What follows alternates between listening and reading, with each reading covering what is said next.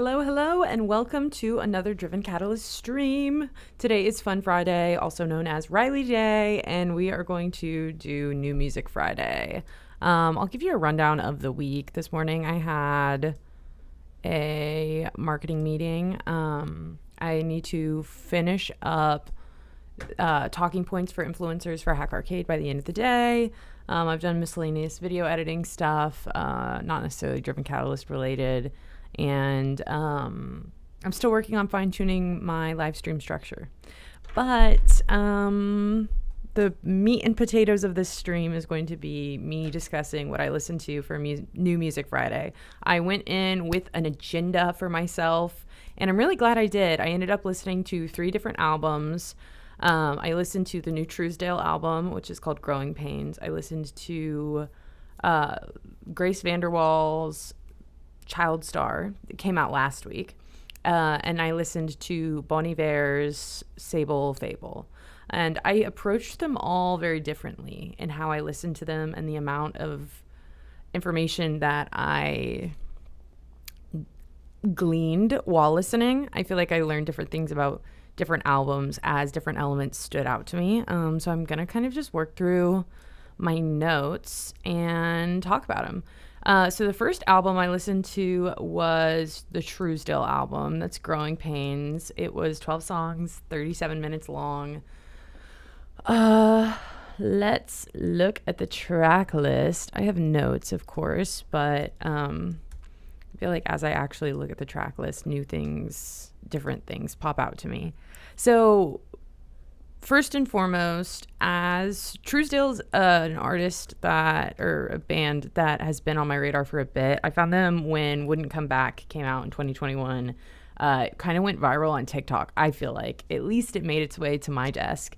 And that's what initially put me on their radar, or put them on my radar. I'm a big Boy Genius listener, and so there are harmonies in Wouldn't Come Back that stood out to me immediately as like an indie folk girl, an indie rock girl that loves a good harmony and loves a good singer-songwriter flair, like that vocal quality. So I've been following Trousdale since. That being said, I listened to these singles as they came out. That's something I didn't do for the Grace VanderWaal album or the Bon Iver album. So I kind of went into this knowing a little bit more of what to expect. And I think that did change how I received it. So with that, the singles that came out first, wow, it's kind of hard to tell. We got Growing Pains, we got Want Me Back, Over and Over. And they put out an EP with Secondhand Smoke that has them all. But I hadn't heard Secondhand Smoke prior to this release. So I'd heard all of those, was kind of expecting, like it was going to expectedly be something that would come on in the car that I would listen all the way through, right? Like, I don't know that I was expecting it to blow me away. I think there are songs that did blow me away. But this was absolutely going to be a good, comfortable favorite listen. You know, I knew I was going to like it. So I guess the way I listened to it was a lot less, there was a lot less intent, I guess, in how I listened to it. It was a lot of, okay, letting it play. And then I made notes of my immediate saves. Asterisk. I have an asterisk for Death Grip. I don't have any notes, though. That must have just been an immediate save. I've got Lonely Night, Want Me Back, and Death Grip all written down. I liked them. That's basically what that means. This was my first album listen, so I don't have as many notes, I think, for it, or they're not as thorough. Secondhand Smoke, immediate save. Warm Shoulder, Cold Heart, immediate save. I remember listening to that one, though. That, I think, was probably, as I was listening through, my favorite. And I think I would probably still say favorite, given this is the first listen through of an album. have the most insightful thoughts necessarily, especially not with this one because it was such a, obviously I'm going to like the album. Listen. Sleeping at the Wheel, I have noted for phoebe fans. This is your Chinese Satellite, your Circle the Drain for Soccer Mommy listeners, and Stay Down for Boy Genius listeners. Sleeping at the Wheel is such a, like, it's very evocative of that same. If you're in a phase of your life where you're listening to Chinese Satellite by Phoebe Bridgers from Punisher, her Punisher album, then Sleeping at the Wheel is a song for you. Stay Down, I'm in the backseat of my body, steering my life in a video game, similar accent, a different name. That whole, that theme lyrically is Sleeping at the Wheel. So if that's what you're looking for, Sleeping at the Wheel is a song for you. Trousdale already sonically is comparable enough. You're just going to eat this song up. Save Me, I have, is a good driving song, or it could be a good credit song for an animated movie. I remember listening to it and thinking, like, yes, like, this is a Pixar movie about birds. Right? I think are there lyrics about, like, let me soar or something? I think, like, this is, let's actually pull them up. Save Me, Trousdale. I want to be clear, I don't mean that in any sort of diminutive way. Like, I think it's a great song, and I think it's, like, one of those crazy standout songs from, like, a smaller artist that, like, has such wide appeal, I think. Like, it should be, yeah, it's time to be a little brave. Hold your breath, here comes a wave. Is there something about flying? No, just stop trying to save me. I know it drives you kind of crazy. Oh yeah, watching me take flight. Yeah, I'm gonna be so real. This is in the credits. It's got to be in the credits for How to Train Your Dragon 9, something like that. Like it has that wide appeal. Like this is the Pharrell Williams track. Like, it's big. I liked that one a lot. Vertigo belongs on a playlist with ABBA and Wilson Phillips is what I have. I remember really liking Vertigo as well. And then Last Bloom, I wrote Good Short Album, and then I wrote It's Giving Benediction. So that's a little bit of an insight into how I grew up. I was a church girly, and the benediction is, like, I guess, like, the blessing, I think is what it technically means. But, like, in my mind, it's, like, the ending song that plays, like, the hymn that plays you out into the world. I don't know if I'm using that correct, but that is what, in my mind, as I'm, like, jotting down notes listening to this album, I was like, it's giving benediction. That's one thing I will say about all the albums I listened to today. Every album I listened to knew how to end an album, which you don't think about a lot, but it's a skill. It's a skill, and I will say that they all did it in a different, kind of a different way. I would say, though, that Trousdale and Bon Iver had that similar kind of benediction vibe to them. So yeah, that's Trousdale. Really loved it. 37-minute album. Highly recommend. Now we're going to work our way into Grace VanderWaal's Child Star. This album built a world for me. It tore that world down. Track 4 or 5.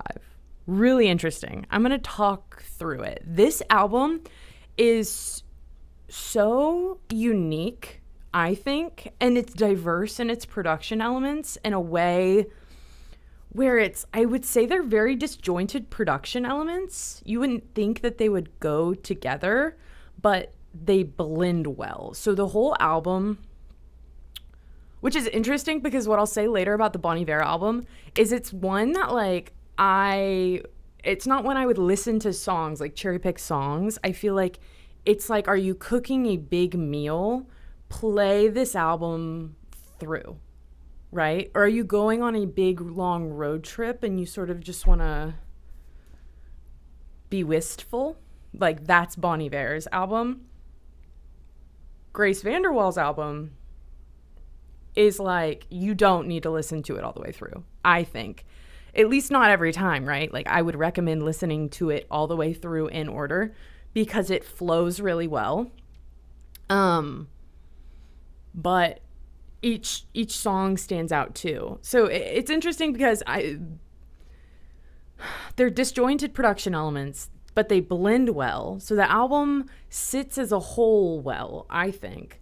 But I think if you just save a bunch of different songs from the album and then they come on shuffle, I think you will find yourself surprised they come from the same album. Okay.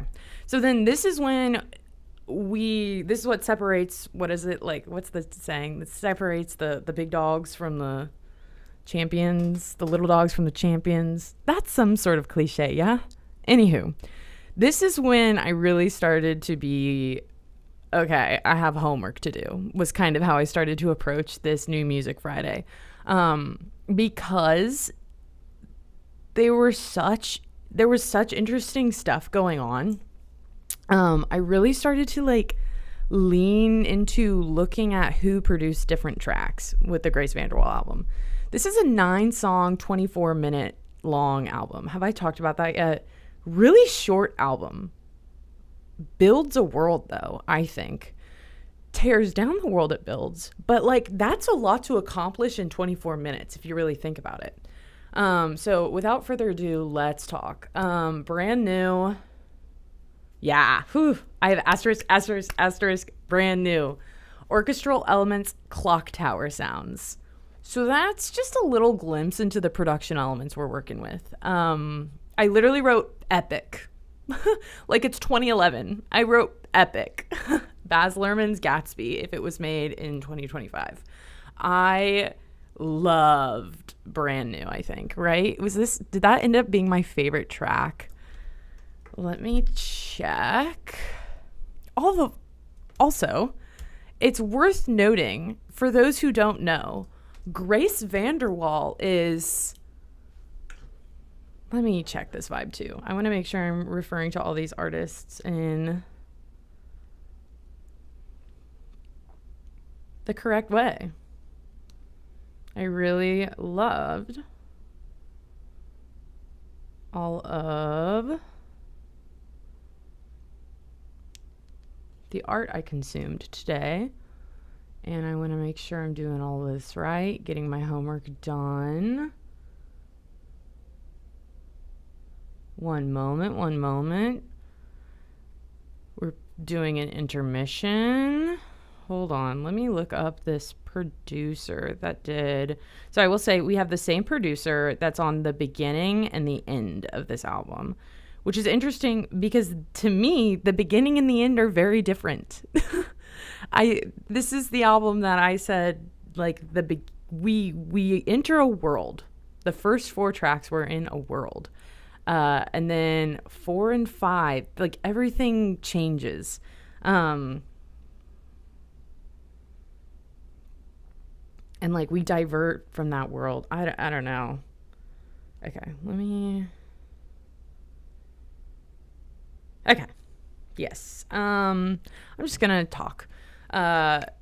So Grace VanderWaal, if you're not familiar, is of, I think, The Voice or America's Got Talent. The small child singing, I don't know my name, that song, who sings in cursive, if you will, like those memes.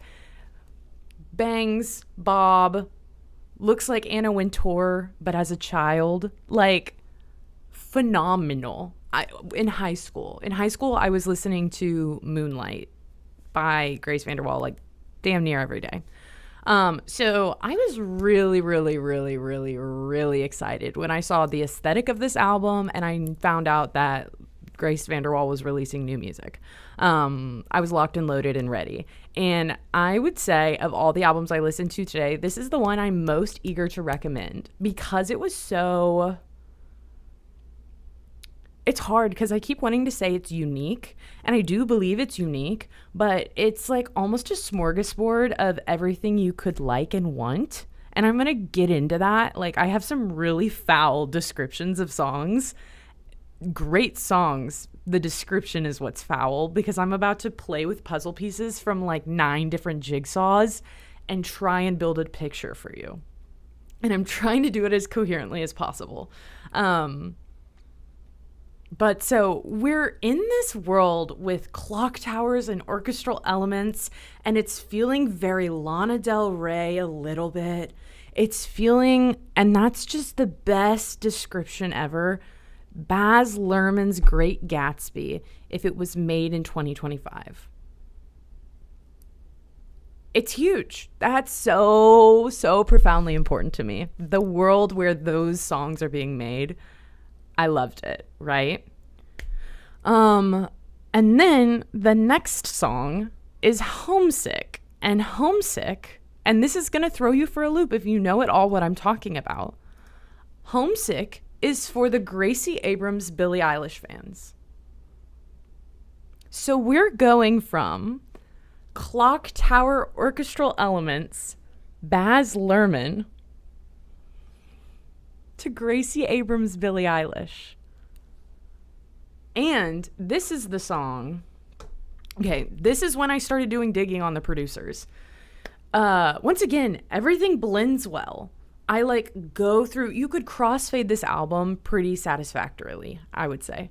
If you have, I listen on Spotify and you can have the crossfade feature. I would say you'll have a really good album listening experience with crossfade on with this album. Everything flows, I think.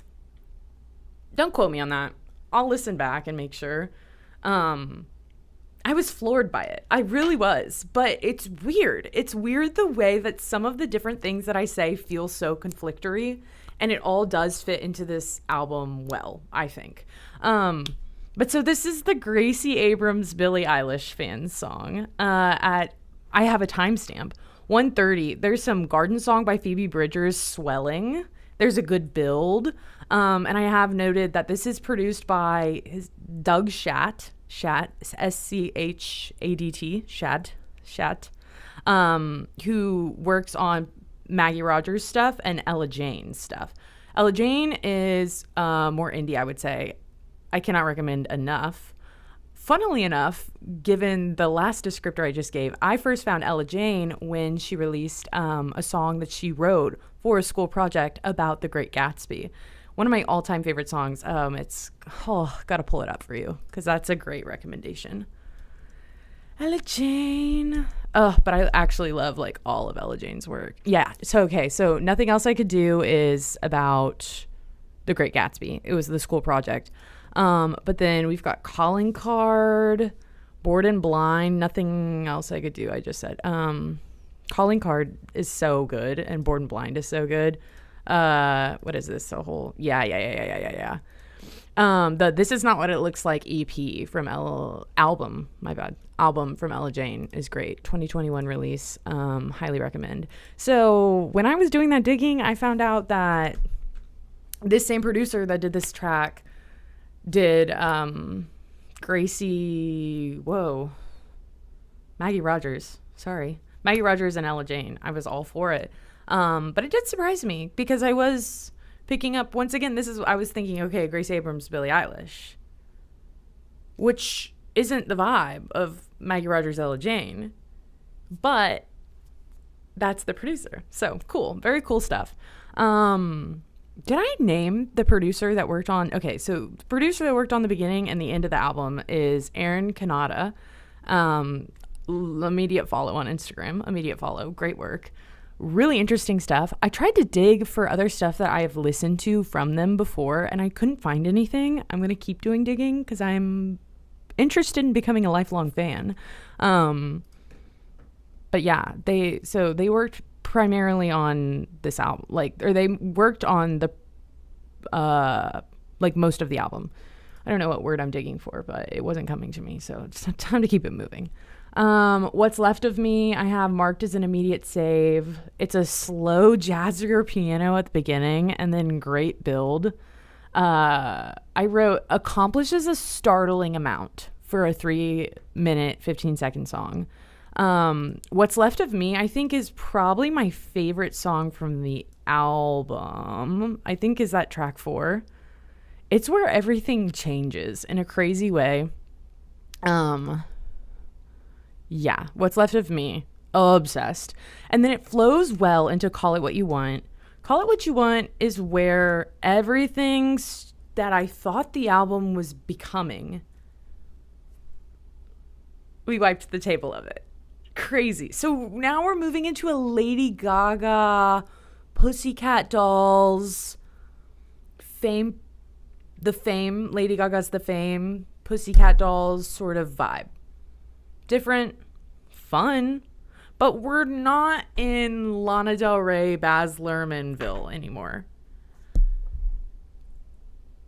But nothing too abrupt happened to shift that. Have I made myself clear? Kind of no. Also, I'd love to disclaim, I don't know a lot about music. I just am a fanatic. I love it a lot. I listen to a lot of music. I have a friend that knows a lot, like encyclopedic knowledge almost, of producers that have their hands in different pots of different albums. That's kind of where I've started to pick up on, okay, well, I should like be paying attention of who's producing what. I don't have a great grasp though of what I'm really like hearing, and putting language to it sometimes is faulty, I think. But I try to, because I really care. So I'm, trying to describe, but I by no means think I'm doing the best job of it. I'm having fun doing it though, and that's what I think matters for Fun Friday. So yeah, what's left of me, favorite track on the album, Save It, gonna listen to it on its own, and then we'll also listen to the album all the way through and try and like, I need red yarn and push pins. Like, how does it happen? Because it all, like, do you get what I mean? These notes are all like, I feel like I'm noticing influence from all these different artists, and the through line may be like the album is called Child Star. This might be no mistake that I feel like Grace VanderWaal and I's generations aren't completely this. We're not of the same generation. We are of the same generation. We're not the same age necessarily. Like I feel like Grace was super duper young when I was listening to Moonlight in high school, right? But so it makes sense for us to have similar iconic touch points for music, I guess. And I feel like I can sense the blending of that. And so if that's what's happening, I'm on board. I'm getting it. If that's not what's intentionally happening, then like this is just my perspective. And basically everything I picked up on is just totally drenched in my perspective. So Baby Doll, or Aaliyah's Interlude, featuring Aaliyah. I don't know Aaliyah, I don't think. I'll double check. Do I know anything else?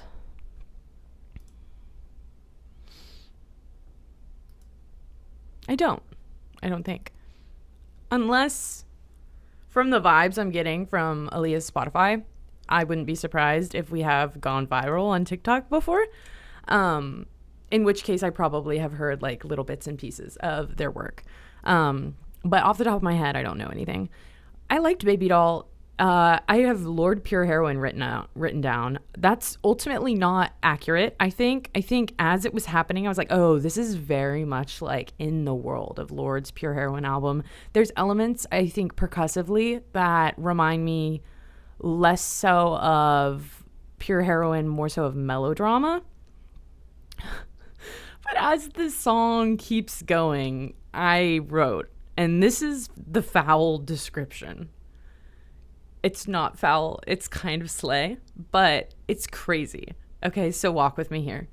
There are parts of this song that are reminiscent of Follow Your Arrow by Casey Musgraves, like the dun, dun, dun, dun, dun, dun, dun, dun, that. If Kesha was involved, or if it was on Lady Gaga's The Fame album. Have I made myself clear? I don't know. I think I like have to believe like this is, when you're like at at a dinner with friends and you say something and it makes absolutely no sense, but pretty quickly, like, it catches at the table like fire. Like, everyone's kind of like, I think I know what you mean. I shouldn't know what you mean, but I think I get it. Like, this to me is an epiphany. I hope it's a shared epiphany. I hope we can all listen to it and be like, by golly, I get what she means. But that is crazy. I do recognize that sentence is ridiculous. Follow Your Arrow by Casey Musgraves. If Kesha was involved and or it was from Lady Gaga's hit album, The Fame. Boom. And then I have just sort of notes of... I made a note of Beg For It. I liked it. We're following through that tonal shift, though. If I remember right, Beg For It is, I think, more of The Fame, poppier, like dance pop, kind of. We're like leaving the cathedral, orchestral. Like, for moments, I was feeling like, okay, like, we're on this Florence and the Machine warpath, and then we left it and we're doing pop, we're doing dance pop. I really liked it. Is all I can really say that's gonna make the most coherent sense. And then Fade, I once again wrote Lord. So Fade had, I think, kind of that almost nostalgic pop vibe. Nostalgic gritty pop is what I think maybe I was sensing. And then we circle back to orchestral, and then I'm pretty sure I think the final 3 tracks are produced by Aaron Kanata again. It's another album I think I'm going to listen to all the way through again. And that is always remarkable to me when a pop album or a poppier album can make me do that, because usually there's so many songs that you can just listen to on their own. And they're good on their own. Like, you don't really have to consume it as a work in its entirety. But it piqued my interest so much, and it's a short little album, 24-minute album. That's not that short.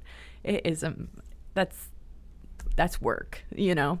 But it is shorter for an album, and it doesn't feel short, that feels like a diss. But I don't mean it in that way. It feels like a journey. Like, we go on a journey, and I'm impressed that we go on that journey in 24 minutes. Does that make sense?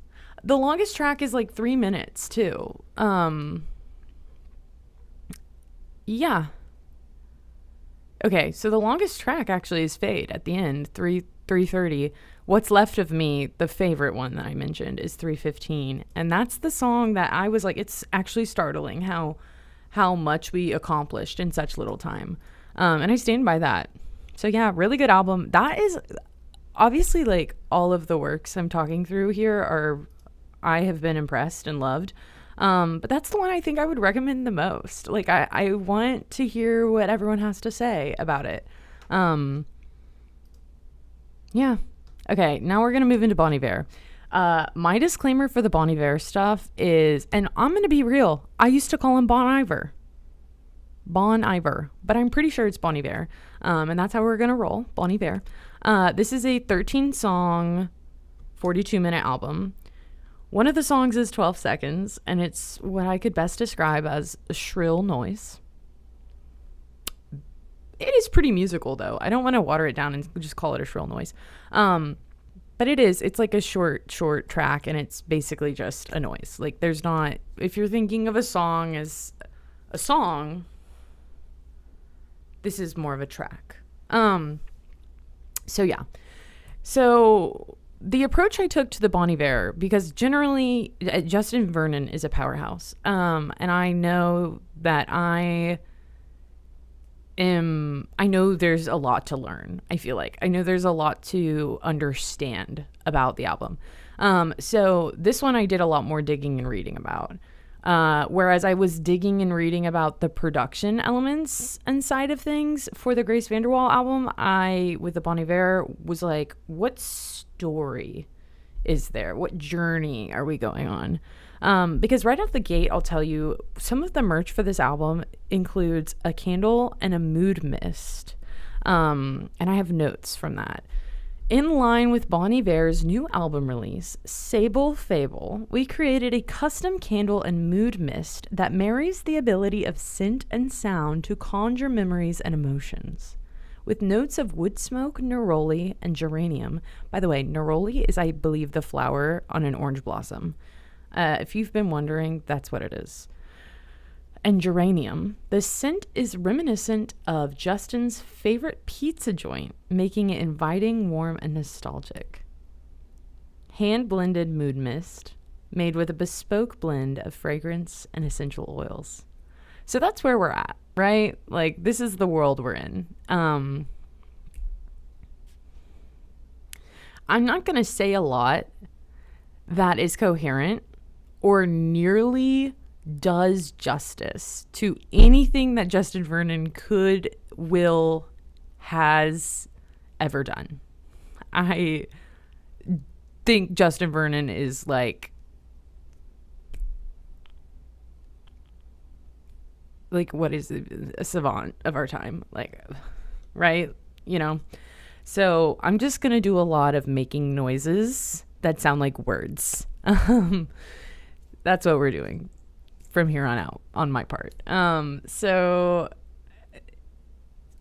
the 3 song, okay, so this is, let me put all the pieces together.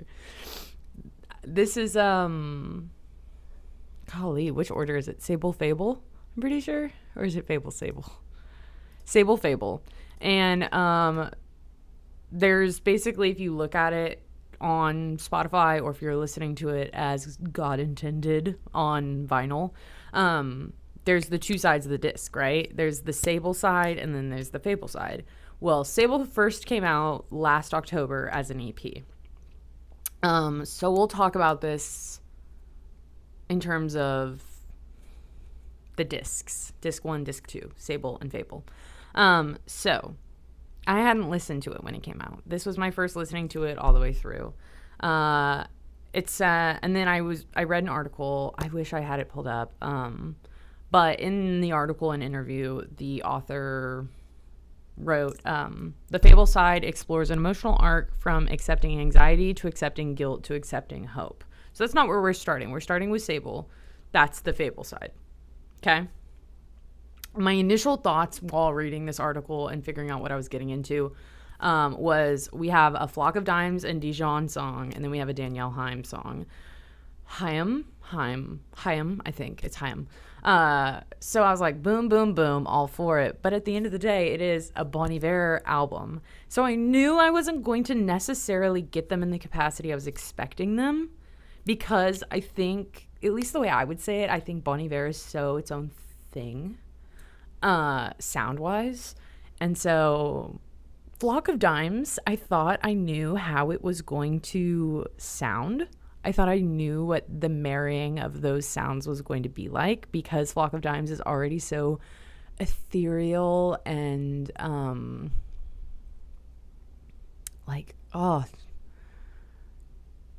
just like harmonious, that I thought I knew what to expect, and I was so wrong. And then the Danielle Haim track ended up being one of my favorites. We have to wait a bit for her to get involved, but once she does, it's beautiful. I feel like I got almost what I was expecting from the Flock of Dimes song from the Danielle Haim song. So I'm going to talk about that. So first note I have for Things Behind Things Behind Things is just, I wrote, oh, here we are. I feel like that was the moment. So that's the second track, of course, except it's really the first song, because the first track is just an ellipses and it's the shrill noise. Things Behind Things Behind Things, such a Bon Iver song. The sound, the feel is there. It's beautiful. Basically the most coherent note I have is, oh, here we are. And I think you'll get it. If you get it, you get it. Moving from that into Space side, we open with a guitar that I would die for, and that was an immediate save for me. Like, that's my note. This is guitar I would die for. And then we move into and close out the EP and first disc with award season. And I have a note of the song. I always am looking for songs that I feel like or have a sense that this may be the thesis for the album. And so I have written down, but I am a SABLE and honey us the fABLE. So obviously looking at an album called SABLE, fABLE, where there's a clear delineation between SABLE and fABLE, where SABLE was released first. That just was of note. Something else of note, I'm going to skip ahead, is runtime. So the longest tracks on the album are award season, and then from disc 2, there's a rhythm, and there's a rhythm is the second to last song. Award season is the closer for the disc 1, A side, if you will. And I tried playing around with crossfading between the two songs because they have the same exact runtime. They're both 5 minutes and 16 seconds. And I was able to get it to crossfade pretty well.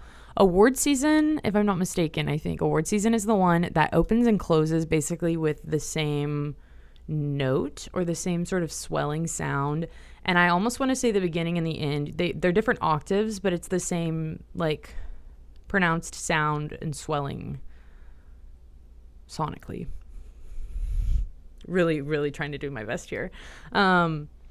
But so I was able to crossfade between the two. I tried to look at the lyrics because to me, like, if you see two songs that are both the same runtime and they're both long songs, they're both the longest songs on the track on each side of the album, to me that's like an intentional choice, and so that's something I paid attention to. I can't tell you what the answer for that is, but it's something to pay attention to, obviously, I think. Like, that's authorial intent there, or auteur intent. Cool. Short story opens disc 2. Immediate save. I have. Yeah, short story, I'm pretty sure, and Everything is Peaceful Love are two of the songs that, like, I will listen to them on their own. As well as the Danielle Haim track. But that one's going to be kind of a hard one. I'll explain why later. But so, yeah, immediate save. Everything is Peaceful Love. I loved. I have. Sometimes you just listen to an album and say, yeah, let them cook. I said, this is the song for me that I said that with. So that's fun. Walk Home has what I can only describe as a little puppet making untimely interjections.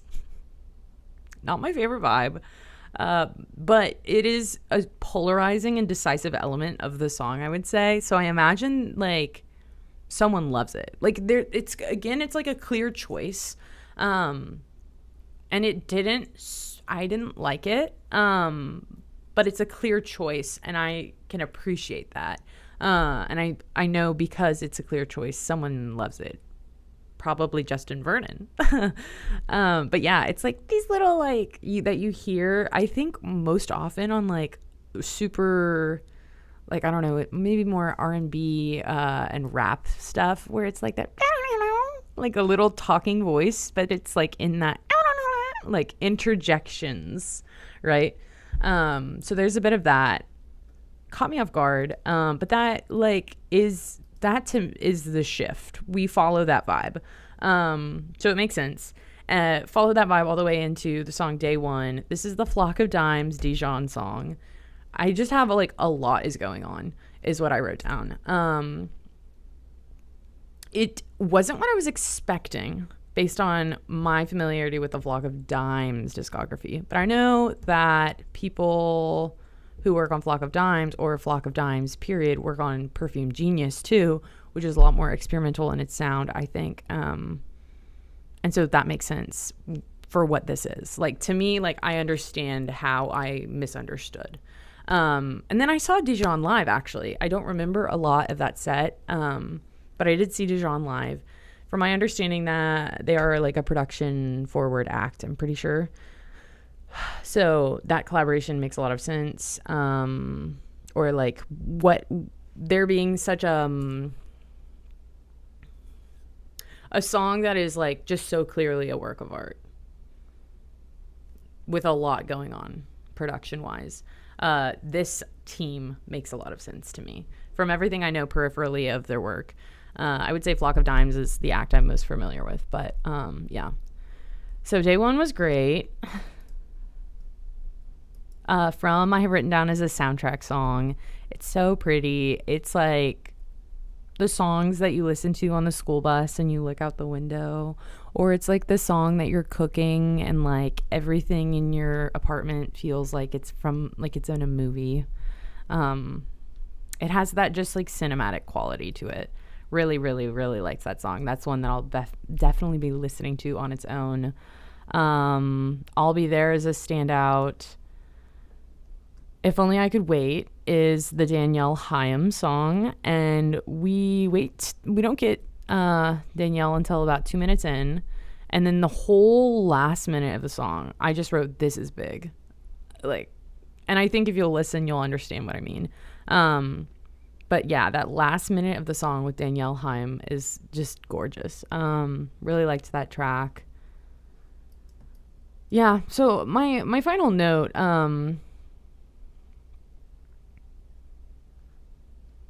my final note is really like there's only a few songs I'll listen to on their own, but it's so clear to me that like this is a work of art in and of itself. It's almost like it makes sense to me that there's only a few that like, okay, I'm gonna just put on shuffle, right? Because to me, this album was not made for that. It's made to like you sit with it, you listen to it all the way through, and it really is beautiful. And the first indicator that something is going to be that way is a song like the first track that's an ellipsis and it's just 13 seconds of shrill noise, right? Like you're beginning an experience, you're signing yourself up for a work of art, and you're going to like listen and analyze and discern. I did write There's a Rhythm is the longest track on disc 2. It has the same runtime as Award Season, and then I wrote Drive to this song. There's a Rhythm is one that I will listen to all on its own. It is beautiful, and it's like, yeah, it's like driving at sunset, like losing yourself in a drive. It's a beautiful track. And then Au Revoir is the final track. Once again, everyone today knew how to end an album. Au Revoir, I would say, is again a very it's giving benediction type vibe. The last 10 seconds of the song are silence. And so to me, again, that's like another indicator that like this album is made to be like taken in all at once. You see it as a story, as what it is. And you listen to it in order. That's just what you do. So yeah, really different all three albums. All three albums that I listened to were very different. Like I said, the approach I took to listening to them and even note-taking for them was very different. But this has been a very, very satisfying New Music Friday. I realized that the runtime of this live stream is really crazy, especially for my Riley day. Was maybe a little bit selfish, a little bit, a little bit selfish with my allotment of time and planning for the live stream today. I do apologize, but I hope you enjoyed it. We're probably going to do less New Music Friday next week, but we will probably do New Music Friday. I do want to commit to this because I really like it, if you can't tell. And I think like everything, people get better at it with practice. So I do hope to build the muscle of speaking more coherently about the music I listen to. So you can all join me for the journey. But yeah, that is what I listen to. You should, if not listen to all the albums I listen to, you should listen to new music for New Music Friday. If you don't know, that's when most artists put out their new works and support the music industry. I have no skin in the game. I just think that art is important. All right. Have a good day. I will talk to you all Monday.